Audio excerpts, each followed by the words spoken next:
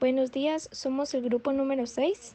Estarán presentando Rodrigo Hernández, Alice López, Pedro Muchuch y Adriana Montenegro. Presentaremos Villa Farnesio y Villa Malcontenta. Y el día de hoy les vamos a hablar sobre el Palacio de Farnesio. El proyecto original se debe gracias al arquitecto de Zángalo y fue ordenado por el cardenal Alejandro Farnesio, quien fue el Papa Pablo III, que entre 1495 y en 1512 compró los palacios de los alrededores como el Palacio Ferris. Los trabajos se iniciaron en 1514 y se interrumpieron por el saqueo en Roma en 1527 y fueron retomados hasta 1541.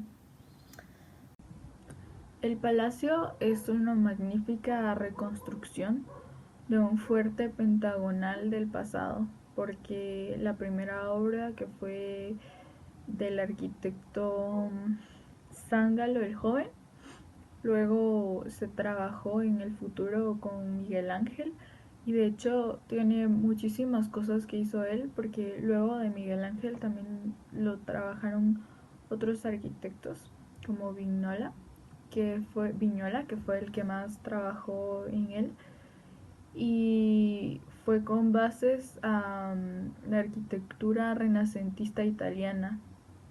Este edificio fue muy importante en su época, ya que era un clave ejemplo del mecenazgo que se vivía en ese momento por el cardenal Alejandro Farnesio.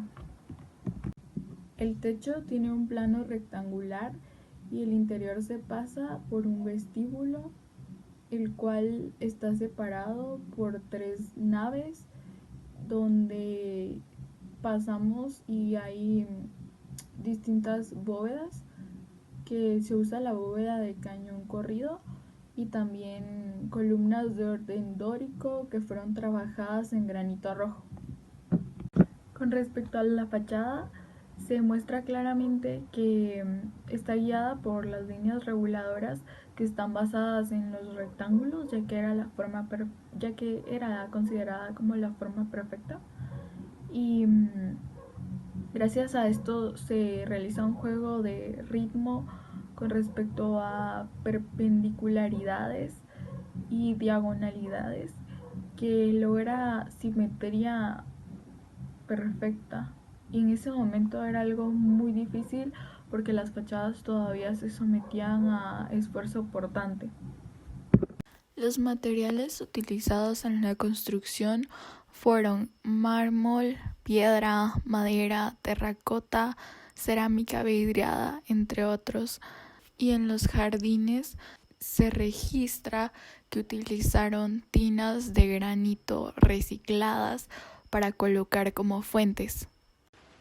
Bueno, yo les voy a hablar un poco sobre la pintura que predominaba en Villa Farnesio. Primero que nada, también se le llamaba Villa de Caprarola porque ahí se ubicaba. Fue construida más que todo por Vignola, aunque el diseño no fue de él. La pintura que predominaba era el fresco. Todo el interior de la villa estaba lleno de pinturas. Incluso toda la arquitectura era muy simple, pero realmente estaba revestida de muchas pinturas. Les puedo mencionar varios pintores que hicieron su trabajo en ella. Fueron Taddeo, Federico Zuccari, Giacomo Sanguidi, Rafaelino da Reggio, Antonio Tempesta, Giacomo del Duca y Giovanni del Becci. Bueno, ahora bien, hablando un poco de ornamento, se utiliza como moderación para lograr la proporción y la armonía en el edificio.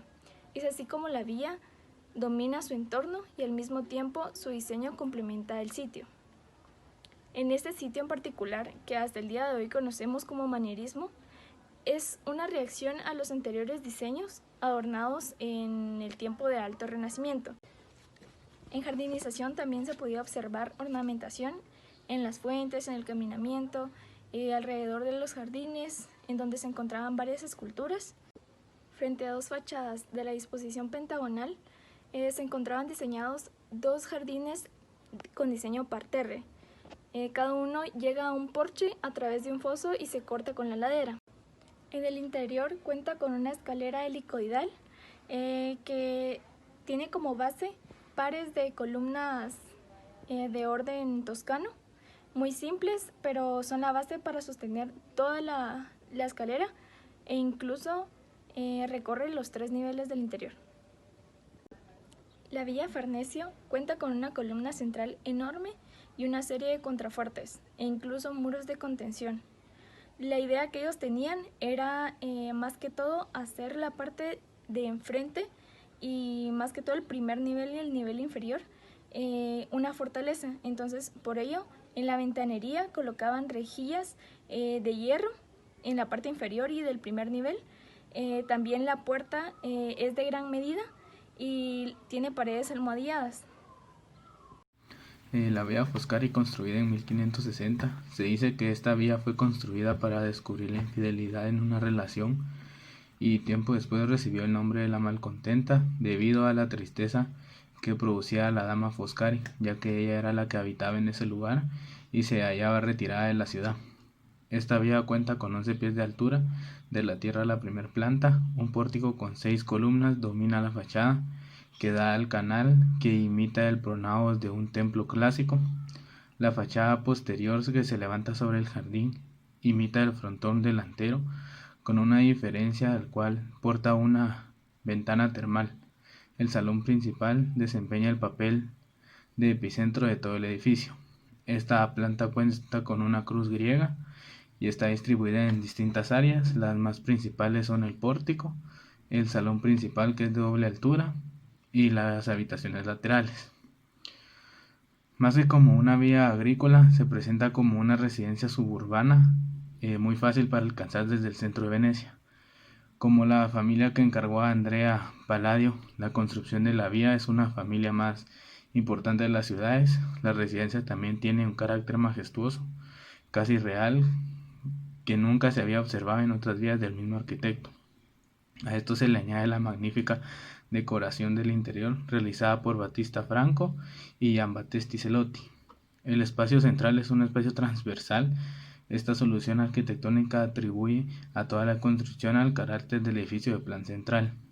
La ventana que aparece en la fachada posterior es en sí misma una evolución de la tipología constructiva romana antigua, de la misma manera que la fachada principal, con las apariencias del pórtico y de las escaleras externas del sistema que conducen a él. La vía se construyó sobre un alto basamento que divide el piano nobile, que es el piso principal, del suelo húmedo y contiene majestuosidad del edificio, sobrelevándolo como un templo antiguo. Como se puede bien observar en las fotografías, a causa de la degradación de las superficies, la vía fue construida enteramente de ladrillo, incluso las columnas, con un enlucido marmorino que crea el efecto de una pared lapidada en almohadillado corrido, imitando los materiales que se utilizaban en las sellas de los templos antiguos. La fachada posterior es uno de los éxitos más importantes de la vía de Palladio. Con un sistema de ventanas comprende ya desde el exterior la estructura interna, donde la pared del gran salón central en bóveda es casi transparente, a la ventana termal y una ventana triforia. Esta vía está presentada en 3 niveles, de manera que cada nivel se distingue entre las actividades principales. En la planta baja se encuentran las actividades nobles y el depósito de productos agrícolas en el piso superior. La decoración de las paredes del salón está regulada por una partición arquitectónica que respeta la lógica compositiva de la arquitectura palladiana. Sobre las puertas se encuentran las artes y virtudes representadas en belleza femenina. Incluso los grandes lunetos que se elevan sobre las paredes de la sala principal en la cabeza de las bóvedas cruzadas representan el tema mitológico de Ovidi. La decoración de la estrofa cuadra hacia el oeste está regulada por un mirador ilusorio que sostiene plantas llenas de niveles. En los fondos de la glorieta se representa una escena pagana y un concierto, como si fuera eventos que tienen luego en el interior. En el techo aparecen las figuras de Bacana y Ariana. Esta fabricación realizó gran controversia con la tradición veneciana, ya que cuenta con un sistema estructural de concepción romana. Los pisos, tanto el piano nobile como el nivel intermedio sobre el piano nobile, de hecho están estructurados por bóvedas de ladrillo, que descargan su peso y fuerza en las paredes que espesan a medida que se acercan al suelo. Ya que las medidas constructivas en ese entonces eran muy numéricas y muy relacionadas con la escala humana, la planta de esta construcción cuenta con una proporción áurea. Es completamente una vía simétrica y es una gran expresión extraordinaria de la integridad de todas las convicciones teóricas de ese momento. Hola, ¿qué tal? Mucho gusto. Hoy les voy a hablar sobre la vía malcontenta. Principalmente uno de los elementos importantes de la vía son el ladrillo estucado, piedra, mármol, la teja, el yeso y el cemento, tales como los podemos ver en la imagen. Podemos ver diferentes tipos de piedra que fueron utilizados, como también los ladrillos, la teja, que es muy importante para el techo, y sobre todo el mármol, que es un material muy importante que se puede utilizar tanto interior como exteriormente dentro de la obra. Con la siguiente imagen podemos ver sobre los tipos de morteros y cimentaciones. Los tipos de morteros se derivan junto con muchos tipos que se logran añadir durante la obra, pero uno de los dos principales es el mortero de cal como el mortero de cemento, y los dos están a base de arena, agua y cal, los cuales son muy importantes para un mejor relleno de los muros.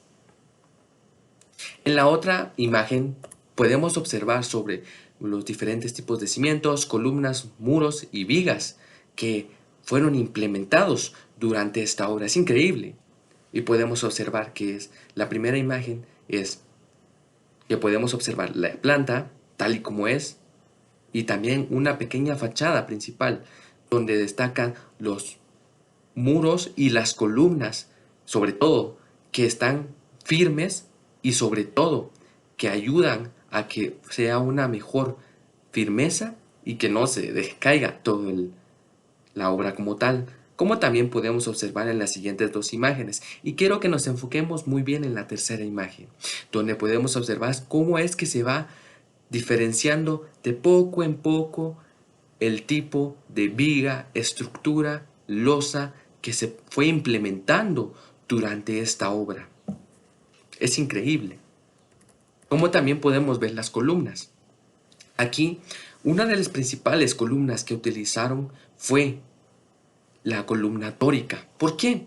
Porque una de las principales es que esta columna, a pesar de que no trae mucho complemento, sus dinteles, la columna, la hacen una como tal, y sobre todo da una mejor percepción y una mejor vista a la obra. Como también podemos ver en las dos siguientes imágenes, que estas son muy importantes. ¿Por qué? Me van a preguntar. Bueno, les voy a responder. Estas dos imágenes nos derivan y sobre todo nos explican sobre el proceso de bocetaje que utilizaron durante esta obra, que tal y como nosotros lo vamos empleando, vamos intentando e intentando para que quede una mejor forma esta obra y las demás obras, y sobre todo tenga un mejor planteamiento para esto. Procesos, construcciones. Aquí en las secciones podemos observar tres tipos de imágenes, y por lo cual vemos también que utilizaron columnas y vigas, las cuales sostienen la obra como tal, y por lo menos aproximadamente se dejó un espacio de 2 metros por cada columna. ¿Por qué? Bueno, para poder tener una mejor resistencia, como también podemos observar en los ventanales cómo es que se deja una cierta claridad para que pueda entrar la luz natural y poder ahorrar bastante, ¿verdad? Entonces es muy importante. También podemos observar en la nave central que hay una planta de cruz griega que se utiliza principalmente para la obra como tal, y podemos observar también las columnas, las vigas y también el tipo de cimentación que se pudo utilizar durante esta obra. Es muy importante, por lo cual es considerada una de las obras más importantes en esta villa.